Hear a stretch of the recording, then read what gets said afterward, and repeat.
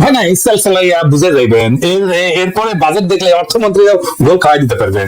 Budget পর্যালোচনা করার সাথে সাথে দেখবো যে প্রফেসর ইউনূসের সরকার যে বাজেট দিল সেটা কেমন দিল, ভালো না মন্দ না মাঝারি। হ্যাঁ, তার দিকে ভাবিচ্ছে যে দাদা তো প্রফেসর ইউনূসের কোনো দোষ দেখে না, তো বাজেটও কবি যে ভালোই হয়েছে, ভালোই হয়েছে, ফাইন হয়েছে, ফাইন হয়েছে না। আচ্ছা শুনে দেখেন না, তো প্রথমে একটু অর্থ উপদেষ্টা একটা সমালোচনা দিয়ে শুরু করি। সালাউদ্দিন সাহেব, আপনার টিভিতে একটা বিশাল দীর্ঘ বক্তব্য দিয়ে বাজেট বক্তৃতা করে পেশ করলেন। সারা দুনিয়া একইভাবে ঘেনর ঘেনর ঘেনর ঘেনর করে বাজেট বক্তৃতা করে, এসব বক্তৃতা কেউ শুনে না।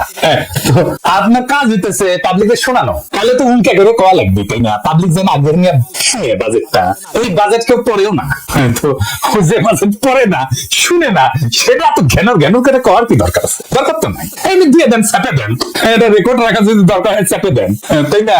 আর আপনি বলে একটা মিস্টেকও করেছেন, আর একটা অপরচুনিটি মিস করেছেন। কি কি?